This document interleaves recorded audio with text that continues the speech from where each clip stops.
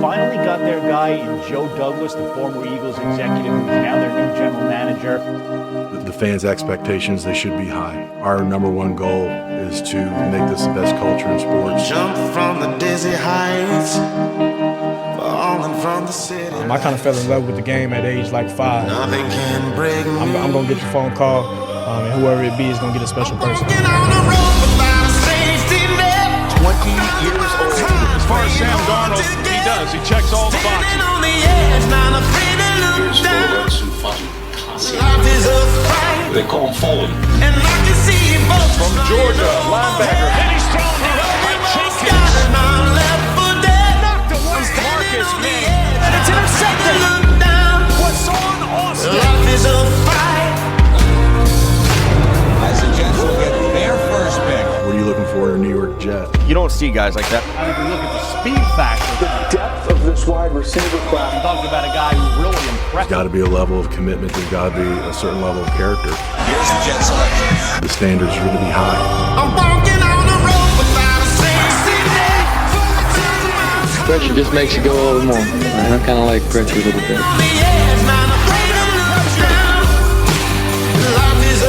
New York Jets select the Brickenshaw Ferguson.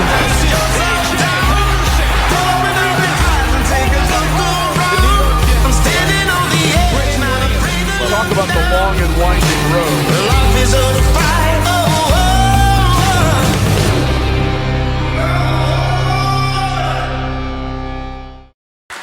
Welcome to the 2020 Jets Virtual Draft Party, presented by Verizon. Supported by the Daily News, Dell Technologies, Dunkin', Pepsi, SAP, and Toyota.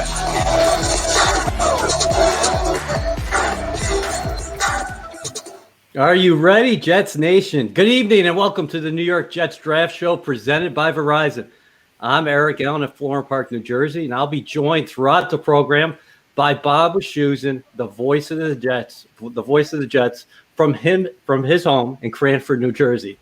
This is the place to get you ready for the draft, as we'll hear from Jets GM Joe Douglas, a trio of current Jets, including starting quarterback Sam Darnold, and 3 members from the most famous draft class in Jets franchise history.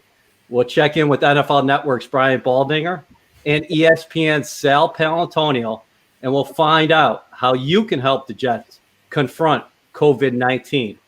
As we start, buddy, Bob Wischusen, do you think it's an understatement to say this is the most unprecedented league draft in history? This is weird. This is just weird. And I guess I should thank Jet fans for having me be a part of this show, because it gave me a reason to brush my hair for the first time in 2 weeks. Looking sharp, shoes. Yeah, I know, right? Can you tell? This is strange for all of us. Normally we're having fun. We're all at MetLife Stadium or in a big restaurant, and you guys are doing a show, and people are in the locker room, on the field, jumping on the inflatables, and the kids are having a great time. And we're all going through a really, really difficult time collectively now. And hopefully tonight for Jet fans, this is going to be a little bit of an escape, because I'm sure there are a lot of Jet fans out there that might be watching us right now that are going through very, very difficult times right now. And, this is the first time in 40 plus days that we will have a fresh sporting event to watch. Hopefully this is a nice distraction for an hour now with us, and then when the draft is on and they get to watch the Jets pick at 11. Yeah, we're looking forward to it. It's going to be a very exciting 3 days for the New York Jets and their fan base.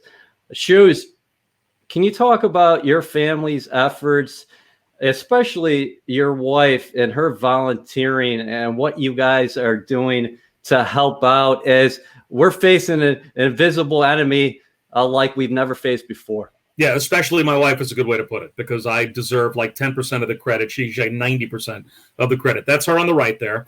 And she and a couple of our friends are also registered nurses. And the lady all the way on the right of that picture with the glasses on is a friend of ours, literally lives around the corner, a girl named Kathleen Olin. And she and Julie got to talking, and they decided that they were going to volunteer for the Medical Reserve Corps. And they were going to go work at a drive-up tent and do testing. So they're doing that. And you're also seeing pictures of food deliveries that I've been making through a GoFundMe. So right here in our town, we're just trying to do whatever we can to make a difference. So I'm bringing hot meals that have been donated, and a lot of people giving me money. I'm spinning it around, hopefully killing two birds and helping out some local businesses that right now are only open for takeout. They make the food. I bring it to a hospital, give some frontline folks a hot meal. But most importantly, my wife is getting dressed up in that suit of armor and going and testing people at one of the drive-up testing sites on a volunteer basis here in New Jersey. Yeah, that's awesome. My family is represented by a palliative care doctor, also a respiratory therapist. I've had two cousins who've battled the virus, and fortunately, they're okay. But there are so many ways we can help our true heroes, and tonight you'll find out how we can make a difference while we enjoy our football.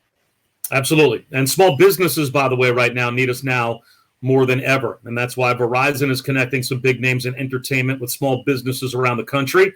We're going to pay it forward live. We'll have a weekly live stream that supports small businesses. You can tune in every Thursday at Verizon on Twitter and Yahoo Entertainment at 8 Eastern, 5 Pacific for that. All right, let's get into the football right now. The Jets own 8 selections in the 2020 draft, including 4 picks in the top 80 overall. And Shoes, you just mentioned it. Right now, they're sitting there with the 11th overall pick in round 1 tonight. But let's check in with the man of the hour, who is running his first draft as general manager of the New York Jets, Joe Douglas. Joe, would you say you guys go into this weekend with a quiet confidence? Yeah, I mean, you want to make sure that you've dotted every I and you crossed every T in terms of the detail of each player. So right now we're going through that, and I feel confident in the work that our scouts and our coaches have done on these players. And now you execute it. You execute the plan. You've been very specific in what you're looking for in terms of a guy, what he brings on the field, but also inside the room and potentially in the community as well. Yeah, that's a big thing. That's a big thing for us because guys have to love football. Football character is important. Personal character is important. How you treat people, what kind of teammate you are. And we talk about abilities, and we're talking about coachability, reliability. Those are some of the best abilities that a player can have. You've been in this league since 2000. What do you think that first night, 2020, that draft is going to mean to you? Yeah, you haven't been in the weeds for the last few weeks with free agency and draft. I've just tried to stay in the moment, not think about anything outside of the team and the organization. And, it's a unique experience. It's pretty cool. Personally, this is what you've worked so hard to do to get to this point, to try to help an organization reach its ultimate goal. It makes you feel good and excited about the opportunity that we're going to have starting on Thursday to really help this organization. Fans, this is how you can get involved in the show tonight. Please submit your draft questions for us on Facebook, YouTube, and right below us on NewYorkJets.com. You can share photos on the Jets app, and we've already received hundreds of them, I'm told, and our website, and you'll be able to donate to the NFL Draft-a-thon. We'll be hearing more about the Draft-a-thon momentarily when we check in with Jets Senior Director of Community Relations, Jesse Linder. Lastly, folks, don't forget to lock in your predictions for tonight's draft. You can play general manager too. Visit JetsDraftChallenge.com for your chance to win a suite for a Jets home game at MetLife Stadium. You have until 7:59 to make your selections, so don't miss out. So let's check in on what some Jets fans are doing tonight right now.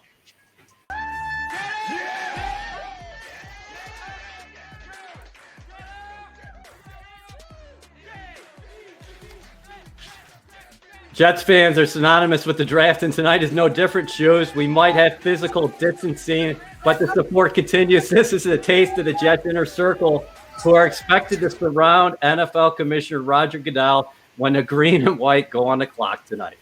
Yeah, it's great. It's great to see. Again, hopefully this is a distraction for all of them tonight, and we actually get to talk a little football because, we've been talking about anything but sports for a long time now. Yeah, the virtual draft, the first one in NFL history, and Jets fans out in full force like you would anticipate. It's great to see that, and I think we'll be seeing more from the inner circle tonight. It's going to be interesting to see, Shoes, how that actually looks when the commissioner is, I believe, in his basement at his home, and Jets fans virtually will be surrounding him.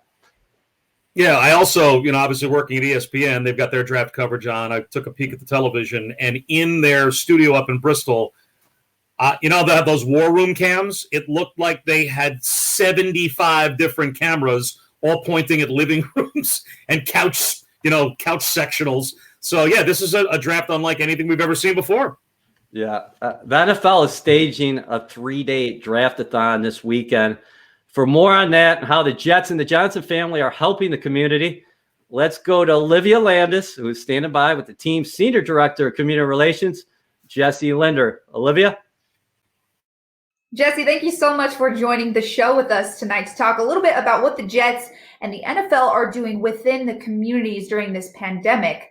Let's first start with the NFL's virtual fundraiser, the Draft-a-thon. Give us a little bit more detail on what exactly that is and how the Jets are involved. Thank you for having me, Olivia. So during the course of the NFL draft from tonight until Saturday, the NFL and its 32 member clubs are hosting a fundraiser for COVID-19 relief benefiting 6 charities. Those organizations are the United Way, American Red Cross, Feeding America, Meals on Wheels, Salvation Army, and the CDC Foundation. While fans can donate any time during the draft at NFL.com/relief, the Jets are encouraging support when we're on the clock during the first round in a friendly competition with the rest of the NFL to see who can raise the most money. So when you think about all of these donations, where are the Jets exactly directing the funds locally? So the Jets will direct a portion of the funds raised during the NFL Draft-a-thon locally to the COVID-19 funds for the United Ways of New York City, Northern New Jersey, and Long Island. Previously, the Jets and the Johnson family contributed $1 million across these 3 United Ways. How can fans and people within the community find ways to donate or ways to help and learn more about what's going on? So the Jets have created our own COVID-19 webpage at newyorkjets.com/stay home, stay strong, where we've provided resources for the community to get through this difficult time. There you can see messages from Jets players, legends, flight crew cheerleaders, curriculum resources for children, and find out information on the charities we've supported and how you could potentially support those as well too. Jesse, thank you so much for coming on the show and giving us a little bit more information on how the Jets and the NFL are helping the community during this crazy time. Thanks for having me, Olivia. Thanks, Jesse and Olivia. In addition to the $1 million donation made last month, the Johnson family and the New York Jets are contributing an additional $2 million to support COVID-19 relief response in New Jersey and New York. I'll just read this quote from Jets CEO Christopher Johnson. On behalf of my family and the Jets, we would like to extend our support to these organizations who battle daily against an unprecedented challenge. No region in the country has been affected by COVID-19 more than ours, and because of that, our resolve has only grown. These organizations continue to nourish the vulnerable and target the needs of those on the front lines. At no time has being a good teammate ever mattered more. Well said. Nice job by the Jets and the Johnson family. And let's check in on those fans again.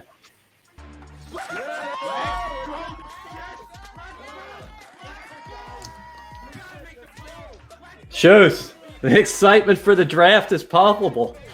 I can feel it from here in Florham Park. Yeah, there's no question.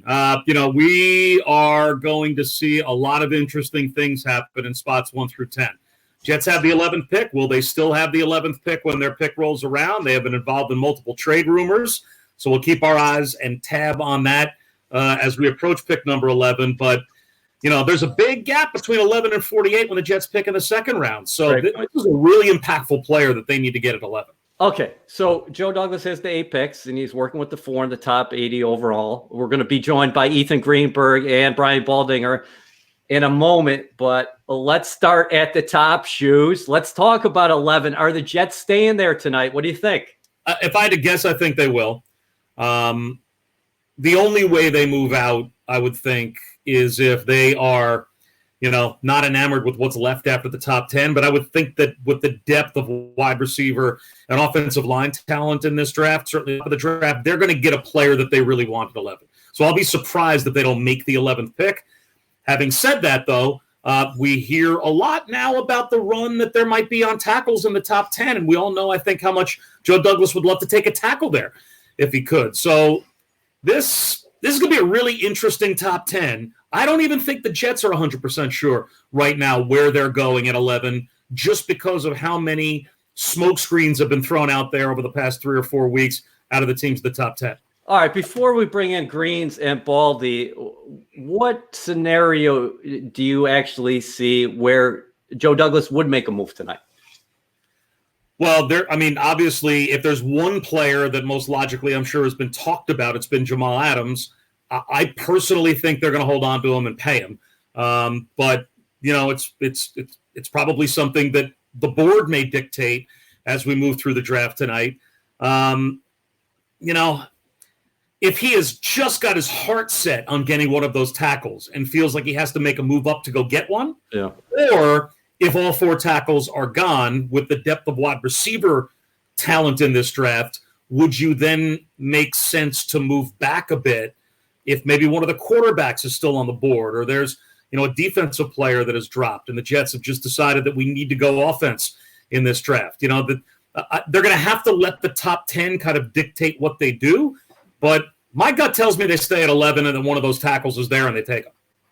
Okay, and you're presenting a great segue for us before Brian Baldinger comes in, but let's take a fan question right now from Mark. If Mekhi Becton is there at 11, should the Jets select him? Shoes, 364 pounds, a dancing bear. He's got a mean streak, great ceiling, this kid. Yep, and he might have the biggest question mark in terms of his floor as well. The fluctuation for Mekhi Becton might be the biggest of any of these tackles, literally and figuratively. But yeah, I would take him. I think all 4 tackles. Becton, who you see, Andrew Thomas, I think, is a very complete player. Wills, I think, is a very complete player. Wirfs is a really interesting player. Projects on some folks' boards at guard more than tackle, but seems like a freak athlete for his size. I think all 4 of those players are worthy of being picked in the top 11, and I think all 4 are day 1 starters. Well, let's keep the talk on tackles alive here and bring in Ethan Greenberg and Brian Baldinger. Fellas, we're ready for some Baldy breakdowns. Thanks, EA. Baldy, you wear so many hats, including NFL Network and Fox Sports, NewYorkJets.com, and as a former offensive lineman, I figured, why not break down the big 4? And let's go from your 4 to your 1. But before we get into the tape here, I just want to know, how close do you have those 4 guys rated to one another?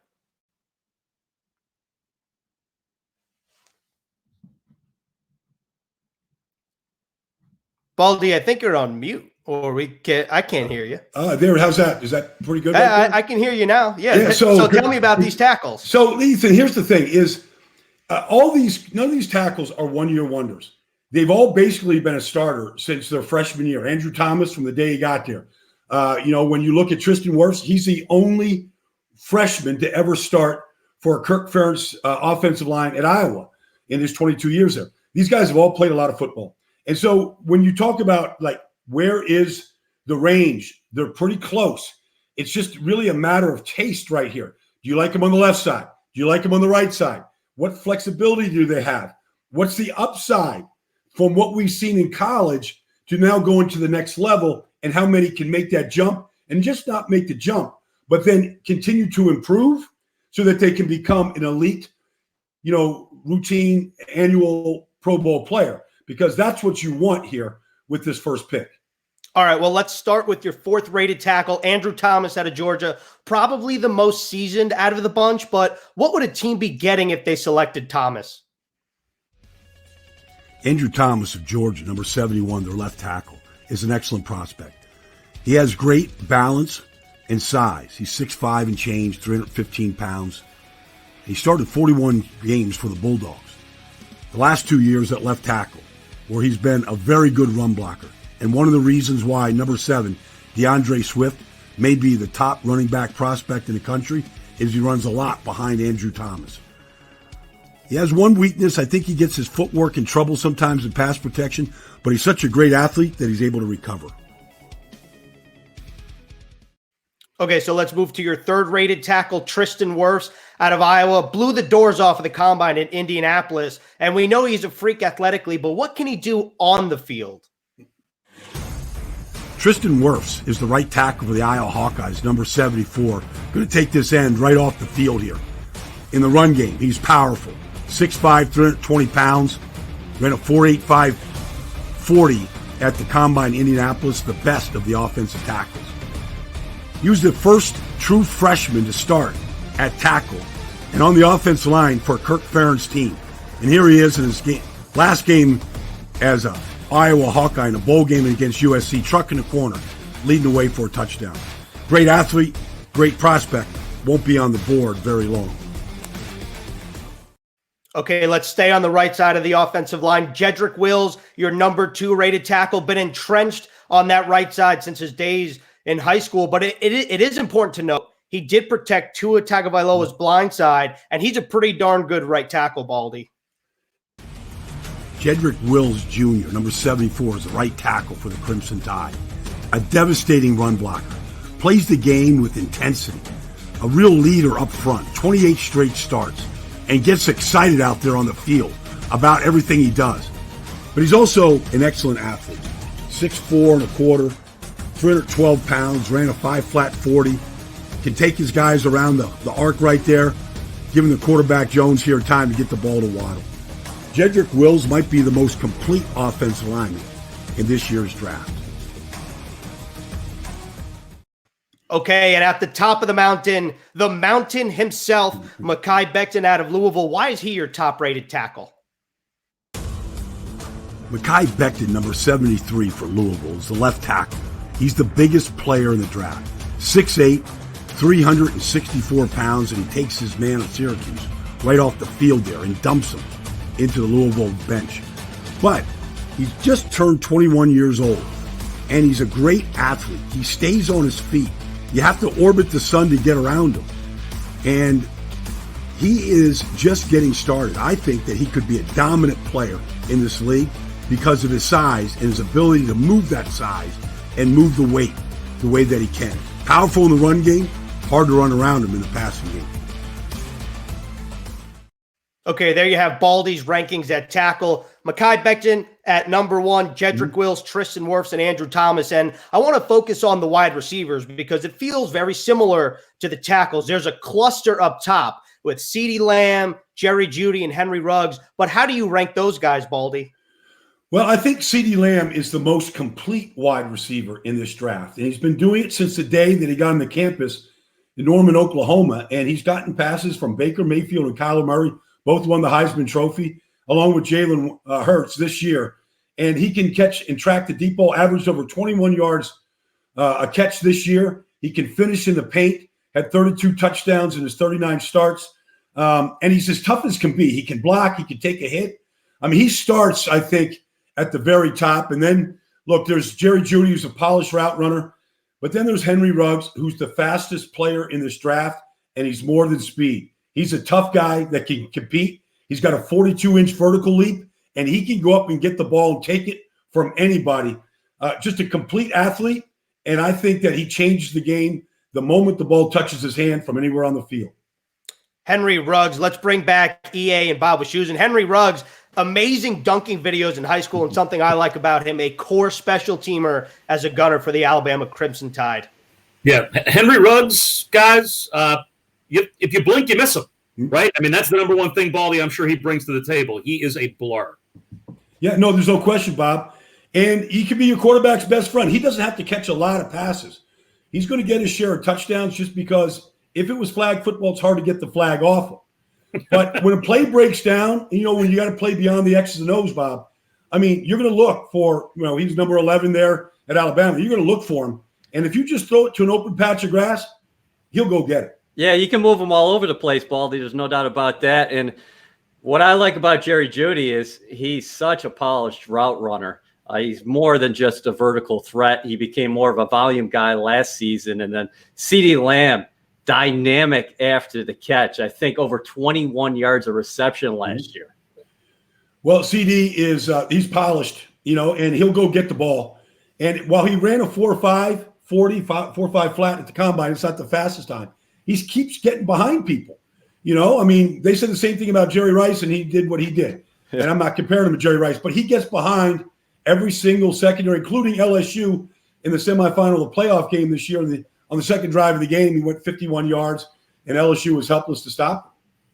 Baldy, thanks a million. Your breakdowns are the best. We appreciate it. My pleasure, Bob. Thanks, Bob. It's Brian Baldinger. And if you want to send a hero a thank you as well, Jet fans, you could certainly do that with a Dunkin' e-gift card from DunkinCoffeeBreak.com. Dunkin' will donate $1 to the Dunkin' Joy in Childhood Foundation COVID-19 Relief Fund for every e-gift card purchased at DunkinCoffeeBreak.com, up to $100,000. Remember, America runs on Dunkin'. All right, let me channel my inner Broadway Joe. One position the Jets won't be looking to address early in the draft is quarterback. Last season, Sam Darnold went 7-6 as a starter while completing 62% of his passes with 19 touchdowns and 13 interception shoes. He overcame early obstacles and thrived during the season's second half. Let's hear from the 22-year-old who is younger than Joe Burrow, the man who was expected to be the number one overall selection tonight by the Cincinnati Bengals. Let's get to it right now. Take it away, Olivia. Sam Darnold, thank you so much for joining our live draft show. So happy to have you on. First and foremost, I have to check on you and your family. How are you guys doing out there on the West Coast? Yeah, we're really good. Thankfully, my dad is actually working in hospitals right now. He's doing some medical gas system work every now and then in hospitals. So he's actually, really helping out, in the best way that he can for what he does as a professional. So, it's nice to be able to just be able to see him when I can and know that, he's really safe, and obviously my mom's really safe as well. So, family's really good. Sister's actually on the East Coast right now. So, she's hunkered down there working from home, but family's really, really good. Awesome to hear that your family is doing well. Please send your father especially our well wishes and to stay safe. Thankful to him and all the people who are serving on the front line. So thank you to Mr. Darnold. That's amazing that he's doing that. Sam, obviously we're doing things a little different this year with the draft, having a virtual draft party, but what does it mean to have the fans participate and listen in, and what has their support meant to you the past 2 years?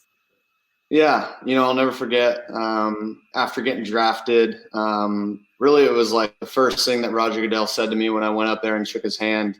All the fans were in, their jet spot, and they were all yelling and screaming, and Roger was just like, "Get ready, man. They're awesome." And so they've been even more than that, ever since I've been a Jet. They've been awesome. Whatever players that we do draft, the fans are going to be very, very excited to be able to call them a Jet. And they took me right in. That was the other thing too, is the fans took me right in and just showed so much love throughout the entire process, and becoming a Jet. They made it so much easier.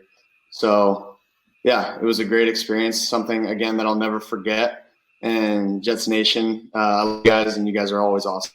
We know that Joe Douglas, he mentioned it a few weeks ago to the media, how one of his biggest priorities heading into this offseason was to build good protection around you. What were some of your initial reactions and thoughts when you saw that he was making good on his word and going after an offensive line?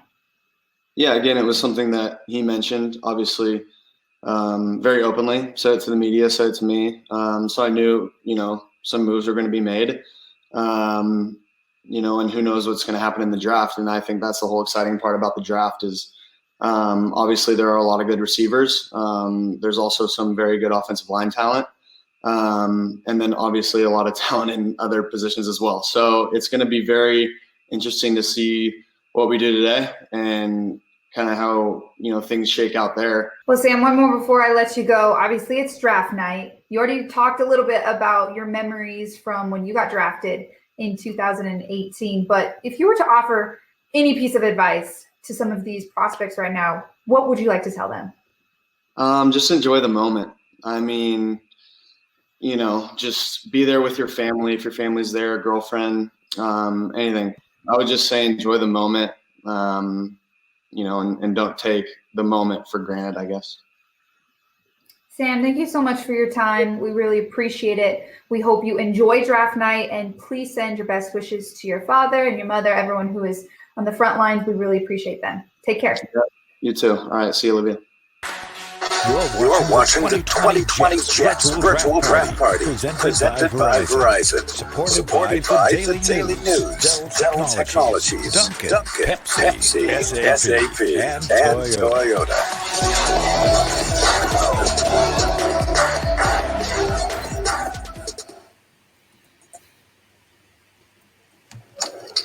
Great advice there from the Jets quarterback, Sam Darnold. Just enjoy the moment. And I'll tell you what, by the looks of it, Jets Nation is enjoying the moment tonight. Keep those photos coming. That warms your heart, Shoes. Yeah, I mean, this is what you want to see, because these are the fans that you normally see at the draft party, right? Like these are the shots that you see people having fun, people in their gear, at the stadium celebrating draft night. So it's a shame we can't all be there tonight together to do that the way we normally would. But hopefully folks are having fun at home, and hopefully this is a nice distraction for them. As you know, we're a half hour away from kicking this thing off, and then the Jets probably 45 minutes into the draft or so, an hour into the draft or so, might be making that first pick. Yeah, a newcomer the Jets added in free agency was actually born in Rockville Center, New York, and grew up a Jets fan on Long Island. Ethan Greenberg had the opportunity to speak to offensive lineman Greg Van Roten and get his thoughts on blocking for Le'Veon Bell. You blocked for a very talented running back in Carolina and Christian McCaffrey. You come to New York blocking for a very talented running back in Le'Veon Bell. How do you guys start to develop a chemistry given the time? Yeah, it's definitely difficult to develop a chemistry when you're not together. So it's going to put even more stress whenever we do get back, whether it's some version of OTAs or training camp. Thankfully, this is not my first year playing football. It's not my first year in the NFL. So I kind of know what to expect as far as a lineman and a running back's chemistry are concerned. As a lineman, you just want to make sure that you see things the same way that he sees them, so that when you're pulling through the hole, you see the backer, where the running back is trying to set up his cut so that you can help him be as successful as possible. I pulled the majority of the time in Charlotte, and I just knew, like, if I can get this linebacker on this specific side, Christian's going to be gone. And that happened a bunch of times. So it was really exciting when all those things come together. So if you heard the term a New York minute, the Jets are on the clock, and they couldn't even wait. Their pick is already up there. With the 12th choice in the NFL Draft 2000, the New York Jets select Sean Ellis, defensive end, Tennessee. With the 13th selection in NFL Draft 2000, the New York Jets select John Abraham, linebacker, South Carolina. With the 18th pick in the first round, the Jets select quarterback Chad Pennington from Marshall University. It's amazing, Chris, they lasted this long. Look at Chad Pennington. With the 27th choice in NFL Draft 2000, the New York Jets select Anthony Becht, tight end, West Virginia. That's a good guess. I mean, they need one. They certainly need one. All right, that is the most historic draft class in franchise history. Let's bring in Chad Pennington, Anthony Becht, and one member who we just didn't hear from the podium, or we didn't see get announced. That's Lavernius Cole. The Jets came back in the third round and got LC. So, Anthony Becht, I'd ask you, do you consider Lavernius Cole the fifth ace? Because you guys have referred to those 4 first-rounders as the 4 aces. Well, you come back with Coles in the third round. I think he's the fifth. Listen, there's no doubt. LC was a beast. I mean, he could have easily been a first rounder for any team in the NFL. I'm not trying to pump his head up, Ray, but he knows he dominated this league for a long time. He made some monster plays for us during his career. And he did it on many other teams as well at a very high level. So I'll tell you now, 5 guys in that draft, the play as long as they did, it was an honor to play with each and every one of them. Well, LC, right now, Chad Pennington, we lost him for a moment. Apparently there's a storm over his house. And so his internet is terrible. So we're going to lose him. But this just gives us an opportunity to talk to you in this current situation about a parallel to your career. You carried Chad back then. And now you get to carry him. Is this just a continuation of your relationship all these years with Chad? Oh, no, that isn't true, because Chad really helped me out quite a bit, because before Chad showed up, the ball wasn't coming my way quite as often as I would like. So I have to give a lot of credit to him. And then also Anthony and the other guys that did their job up front to give me time to get downfield and make plays, because once again, without those guys, we can't make plays downfield. Well, question for both of you guys. Do you guys both see some parallels between Chad and now Sam Darnold? Do you see some similar qualities just as a guy in these two guys?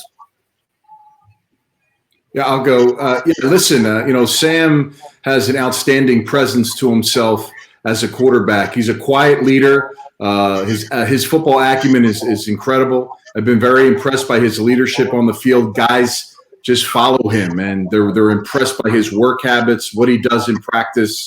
And, those were things that Chad brought to the table. Chad was fortunate. He had Vinny Testaverde to follow and watch him prepare and go on, not only on the field, but in the classroom and really put it all together. And when Chad's number was called, he was ready to go.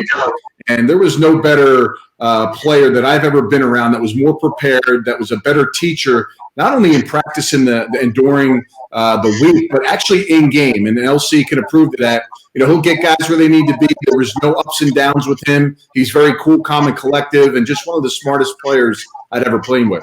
LC, let's fast forward to the draft tonight and this weekend. You were a monster taken in the 3rd round.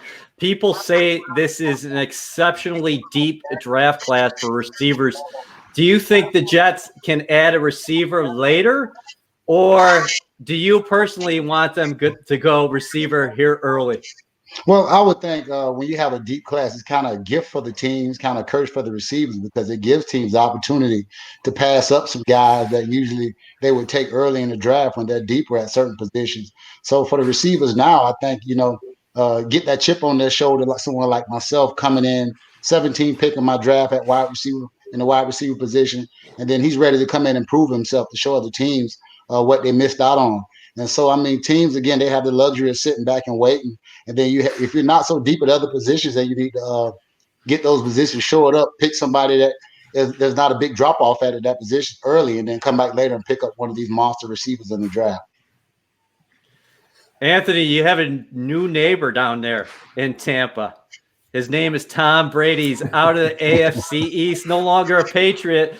What do you think about the changed landscape here inside the division and how Brady's departure down to your neighborhood will impact the Jets? I've never been so happy for Tom Brady in my entire career. Not only is he out of the division, he comes down and helps one of my former teams as well in Tampa Bay. It does change the division. You've seen some of the moves now by really every team in the offseason trying to bolster their team. Buffalo has had a strong free agency and really trying to turn the tide. A lot of young quarterbacks. You see the Dolphins right now bringing in a lot of talent with a lot of money that they were able to spend in free agency. They got a ton of draft picks. So this is an opportune time. Jets have their quarterback. They have their playmakers in place. They're trying to build and add weapons, the defense as well. So listen, this is an up for grabs division. By no shape, form, or fashion is anybody going into this year, I think, across the board saying, okay, what is it going to take? What do we need to do?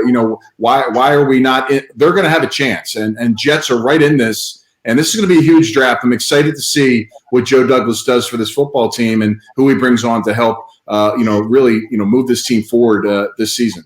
Well, Anthony, one other quick question I would have for you. You do games as I do for ESPN, so you see college games every Saturday before you transition to the NFL on Sunday. I'm not sure how many times you had games this season involving those 4 tackles that we're expecting to be taken in the top 11, hopefully, if the Jets are lucky enough that one drops to them.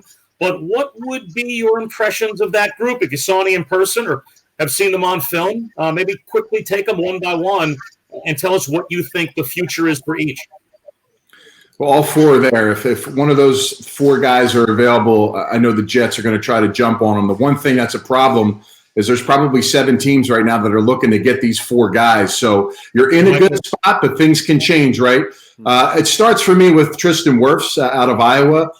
He, to me, is the prototypical technique/athlete at the tackle position. Excellent feet. Got to do some Iowa games this year. Got to watch him play, and just has a great temperament. He's never overshooting his hands. He's never overstepping. He's always in the right spot. And clearly at the combine, we saw his athleticism at that position. Mekhi Becton is a heavily talked about tackle out of Louisville. Just his massive size is very intriguing. I'd say out of all the 4 tight ends, Bob, he's the most with the biggest potential and upside. He's probably the rawest, too, across the board when you're looking at the tackles, just because he's such a massive guy. He's got good feet. He can move well. He's very strong and nasty, so he's able to kind of get around a lot of the technique stuff because of that.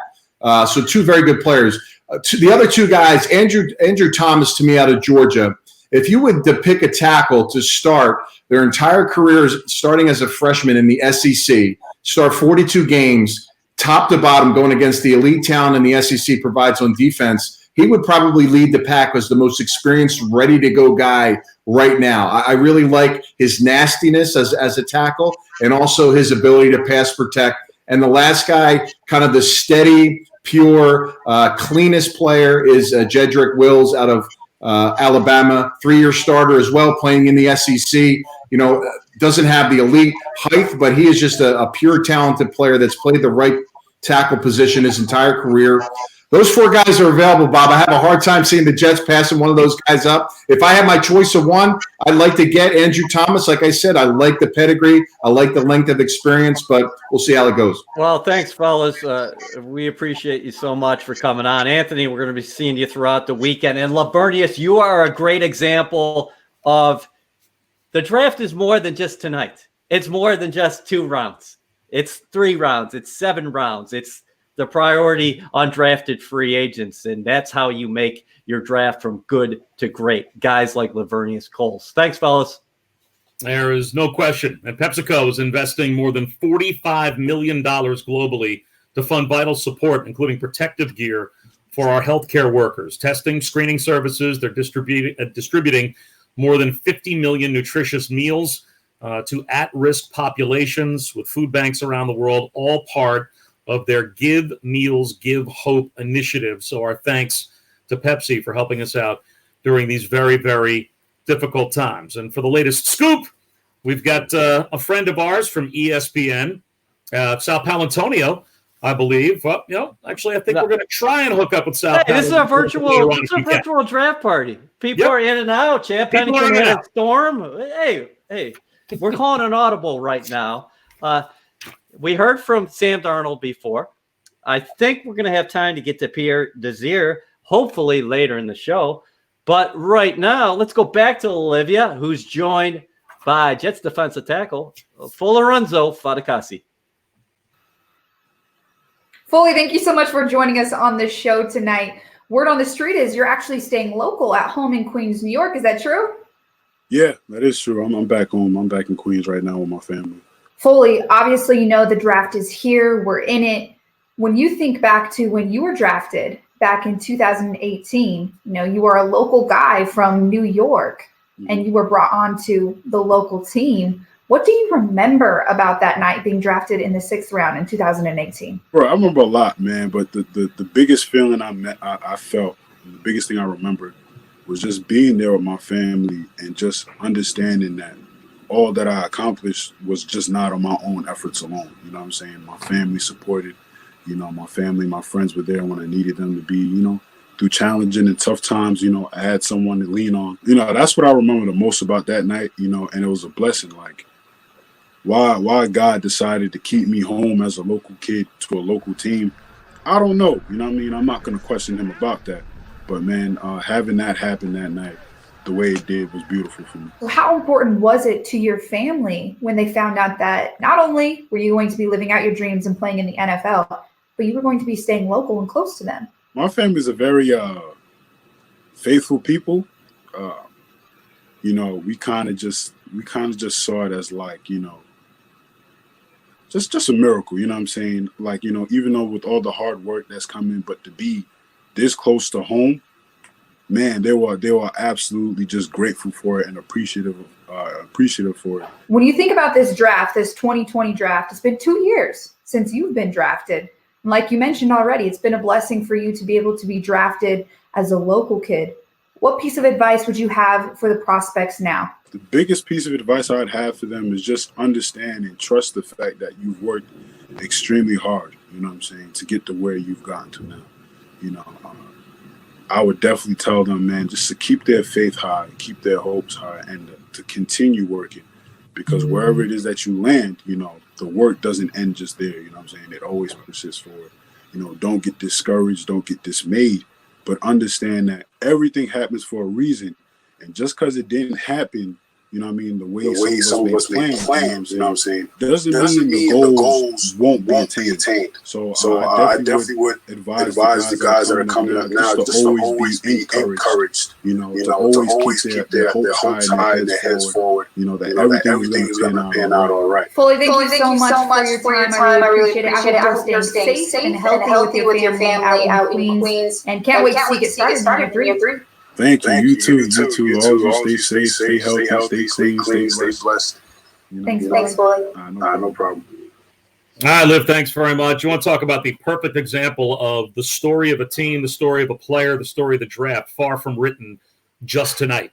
You know, we're all going to talk about the first round. We're all going to talk about how crazy this all is. But some of the best stories in football are guys that you never thought you'd ever be talking about at any point during the draft. Foley Fatukasi certainly became that for the Jets. And we're going to bring in a guy now that I think has seen it all until tonight, right? Sal Paolantonio covers the NFL and other things for ESPN. He's obviously all over primarily the teams of the Northeast, covers the Giants, covers the Jets, covers the Eagles. You see him everywhere on our coverage on ESPN. And Sal Pal, I'm sure you thought in all of the drafts you have covered, you had seen it all until we're in this situation doing this virtually. This is crazy. Well, first of all, Bob, I just like to say I hope everybody in Jets Nation, everybody listening tonight and watching tonight in the New York metropolitan region is doing everything that they can to stay safe and healthy. I have a niece who's a nurse in the 5 boroughs, and shout out to my niece, Emily, who's a big Jets fan. And as you know, I grew up on Long Island, a Jets fan. And, you know, I just hope and pray that, you know, we get a football season, because I think that's an important part of the fabric of the community around the nation, and certainly in the New York metropolitan region. This is my 25th draft, guys. And I've been thrown out of Weeb Eubank Hall by Bill Parcells. I've covered a lot of drafts with Rex Ryan, and I was there for the summer of Tebow in Cortland, New York. And you were the man who had the can't wait interview, of course. And you were tied to the New York Jets forever, Sal Paolantonio. And I couldn't be happier about it. I tell you, E, I could not be happier about it. Okay, so what's in play tonight for the green and white at number 11? Well, you know, if you just saw it on Twitter, Rich Cimini, our colleague at ESPN, NFL Nation reporter, ESPN.com, just tweeted out that the Eagles, you know, have been talking to teams. I have been reporting that too, about trying to move up to get a wide receiver, and that the Jets are locked out of one of those 4 offensive tackles that Anthony just beautifully described. That the Jets, and he did a great job, I thought, right off the cuff, off the top of his head. I thought it was terrific.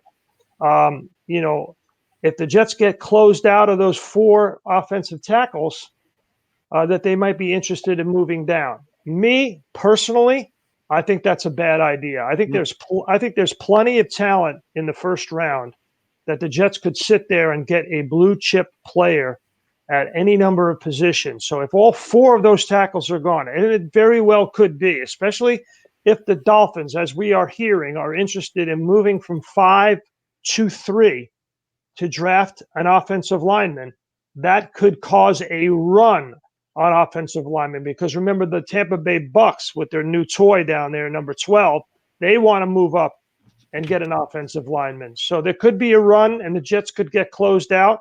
I would sit there and take one of the top wide receivers. I've been promoting this all along. In fact, I was on with Bart Scott on the radio today, and I said, a quarterback and an offensive lineman, best friend is a wide receiver who can get open quickly, quick twitch, option routes.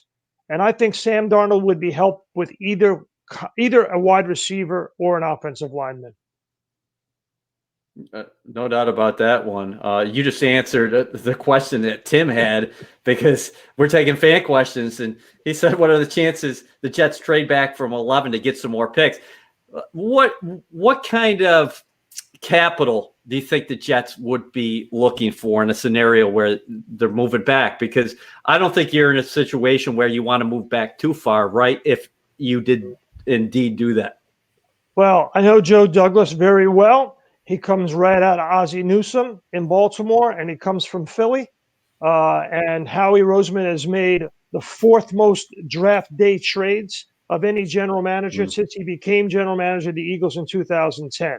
So Douglas has been around guys that know how to maneuver around the board. And if he is sitting at 11 and he knows that there is a valued commodity for another team and a team calls him, he's got to say, you got to give me your second round pick. I don't care if I'm moving down 2 spots. I want your second round pick. I might kick in a later pick in 2021, but you're not getting anything from me in 2020, because I think the Jets have a golden opportunity this year with Brady out of the division and a young quarterback and a coach that are trying to figure it out with one another. I think they have a golden opportunity here to steal the division title. How about that, Sal Paolantonio? Listen, you. No. Don't you think that? I mean, I may be overstating a little bit, but no, I don't. I think it's wide open. It's wide open. No, it's wide open. I don't think you throw. My point is, don't throw away this year. Right. Don't throw away 2020. Don't do it. This is the first time since 1982 that the Jets have not had arguably a first ballot, if not top 10 all-time quarterback who doesn't play for them in their own division. Yeah. This is as wide open as this division has probably been in the last 25 years. Yeah. And there's another thing that I'm hearing, and that is around the league, GMs and coaches, after Roger Goodell was on Get Up with Mike Greenberg 2 days ago and said everything is on the table for the opening of the season. That was a lot of GMs and coaches and everybody around the league were like, okay, well, what are we going to have here? How much of an abbreviated off season are we going to have? So you have to be in roster construction mode. You know what I'm saying? Like, you've got to have 22 guys ready to line up when Roger Goodell flips the switch and says, hey, 4 weeks, 3 weeks, whatever it is, that's how much time you get to prepare. And then we're going to go. All right, speaking of preparation, you got to prepare, man. Sal Pal, 8 minutes away from the start of the 2020 draft. We thank you so much for joining us tonight. Have a good one, buddy. That's all I get on the show. I mean, I love it. This show moves fast. We gave you more time than the other guys. We appreciate it, though. Thanks a million. Great seeing you. All right, that's Sal Paolantonio. And dear America, Toyota is here for you. We always will be. Tough times, well, they don't last, but tough nations do. Hope is on the horizon. And together we've got this. Toyota, the official vehicle of New York Jets. And we will now take you to Olivia Landis, who is standing by. I believe we've got Pierre Desir. Check that. Pierre Desir with Ethan Greenberg, I believe. Yep. We're going to hear from them coming up. Now joined by Jets cornerback Pierre Desir. Pierre, your backstory is so interesting on how you got to the NFL. How much pride do you take in your journey to where you are now? I take a lot of pride in it, especially coming from Division II football. At the time, there was a lot of talks of, that guys in Division II can't play at the highest level. But throughout the years, have shown that there's many great Division II players. And, I just feel grateful to be able to be a part of that group and be able to continue to chase my dream, even though I came from a smaller school. And where were you on draft day? Like, what was your draft day experience like? Draft day experience. Well, I was a part of this show called Draft Academy, and so they kind of took recordings of me throughout the draft process with workouts, and so I had a camera crew there, all my family and friends, old coaches, college coaches, and it was just a lot of my closest people there. We just anticipating and waiting for the call. And then how about the pre-draft process itself? Obviously, top 30 visits are a big part of that. You meet with coaches face-to-face, but to not be able to do that in this pre-draft process, like, what do you think that would be like as a prospect? We heard Joe Douglas talk about what it's like from the management perspective, but as a former person that went through this process where you go to these teams' facilities, how different do you think it would be? And what do you think maybe a disadvantage is for some of these guys? I think that's very different. I think it's, some guys are very charismatic. And so once they get that opportunity to be in the building and in front of the teams, in front of in the facility, I think that definitely boosts and helps them out. So I think it's kind of a disadvantage for the players, just because they're not able to see the potential team, interact with the coaches and the staff. So I think that's probably the one disadvantage. But you got to learn how to adjust, especially once you get part of this game. You got to learn how to adjust and be able to, make moves whenever times are changing. So I think it's that's just the only disadvantage. But it's something that they have to go through, and I just know that they're just missing out on that chance to be able to actually be in the facility and around the staff. Totally forgot to ask you this: are you going to watch the draft? I am going to watch it. I'm very interested how that's going to work, and I think a lot of people are a little bit upset that they don't get to see it. But these kids, I don't think they care where it is or or anything like that. Just getting that call is such a great feeling. You're overwhelmed with emotions, and whether it's 10 people, 5 people, 100 people, you're going to be thankful and grateful for the opportunity to be able to be drafted into the NFL. Awesome, Pierre. Thanks so much for your time. All right, no problem, man. Thank you. Okay, thanks, fellas. We're bouncing around all over the place tonight, but jam-packed show, and we're getting it all in. And Jets very active in free agency shoes, especially along the interior offensive line, but it goes under the radar. Desir, he became available after the Colts signed Phillip Rivers. He was released the next day, and Douglas needed a boundary corner and entered Desir. Yeah, I mean, they checked a lot of boxes in free agency, but I think the most important thing was they kept maximum flexibility for next year as well. I mean, they know they have to pay Sam Darnold.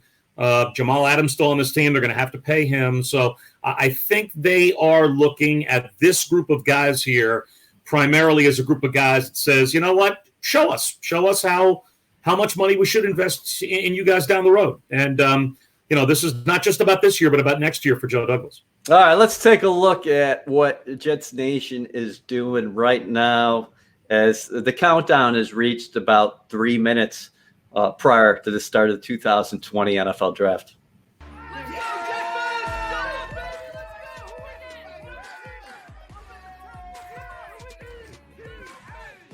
Yep, rocking and rolling shoes. Well, speaking of rocking and rolling, we're back live, and we're going to try Chad Pennington once again. He's been bothered by the storm, but that dynamic combination is together again. Chad Pennington and Lavernius Coles. Hey, LC, thanks for coming back on. Chad, how you doing down there in Kentucky? I'm finally doing well. It's always great to see my boy LC on the line here, and great to see you and Bob as well. We're doing fine. Yeah, Chad, don't worry. He carried you during your absence the same way he did when you guys were playing. So he did during my career, and now he's still carrying me. Chad, next step for Sam Darnold. You used to be a quarterback, of course, and you're always going to have that in your blood. It's in your DNA. If you're Sam Darnold, how are you watching the draft tonight? Most people have pegged the Jets taking a tackle or a receiver.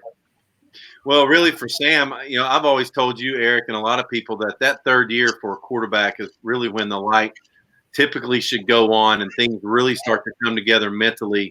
You feel really good about who you are as a player, where you're going as a player, what you need to improve on. And so any additions for Sam, I think, will be positive, and I think he'll be excited too, because he still knows it's about the quarterback position and how he gets on with his teammates and making sure that they're on the same page.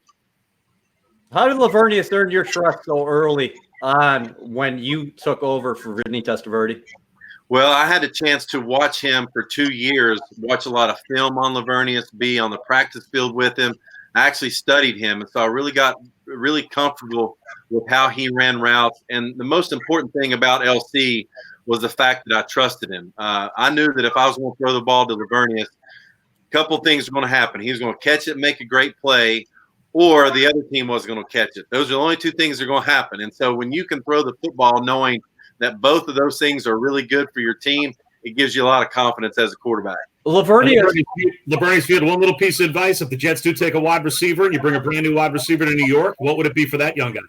I would tell a wide receiver, just come in and be tough. That's the most important thing. Come in and have an attitude, be hungry and put your metal to the grind, and earn the respect of your quarterback and your teammates, and everything else to take care of itself, especially if you're as talented as they think you are. LC, what kind of advice would you give guys who aren't going to be drafted tonight and they're going to be drafted later and they have to come in and maybe the spotlight's not on them as they start their NFL careers? I think wear it. Wear it on your sleeves. You go in and you have to come in with the attitude that I wasn't drafted as I wanted to be, high as I wanted to be, and just understand that, again, this is a job, it's a performance business. You go out and you perform, you spend as much time in the league as you want. But if you don't perform, you'll be out just as quick as you got in. So come in, work hard, do what the coaches ask you to do, be that guy that your quarterback can depend on, and you'll be fine. The performance business. We thank you guys for jumping back in tonight. A great seeing you, Chad. Of course, LC, great seeing you as well. Listen, it is 8:01, so the draft is underway, Shoes. We thank the fans for showing up in our virtual world tonight, and there are literally hundreds of people I could thank internally for helping something like this come together. We're honored to provide a diversion and outlet for you, not only tonight, but throughout the weekend. Special thanks to Sam Darnold, Pierre Desir, Foley Fatukasi, Anthony Beck, Lavernius Coles, Chad Pennington, Brian Baldinger, and Sal Pell. And finally, New York and New Jersey have been the epicenter of the COVID-19 pandemic, and we've lost a lot over the last 2 months. But we've also been uplifted by the strength and courage of our medical workers and first responders on the front lines, as we've witnessed the resoluteness from our essential workers. Every member of the Jets organization salutes our nation's true heroes. On every level, a new beginning is upon us, and that rings true for the New York Jets and Joe Douglas tonight. Enjoy the draft and stay safe and stay strong. We know it's going to be unlike any other draft that we've ever seen. You're excited because this is the first time you're doing it as a GM. That we have to search for the best, the brightest, and the most committed guys. Just can't wait to get going.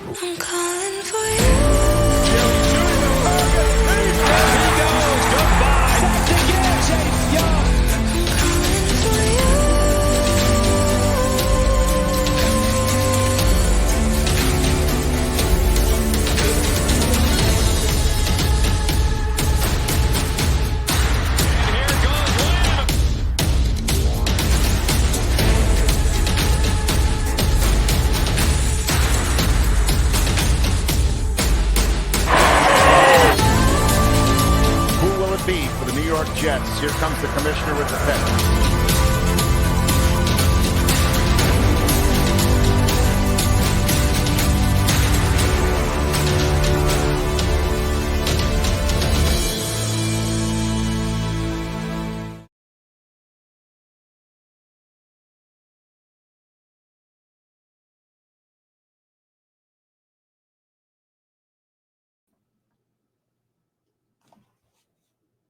French inside.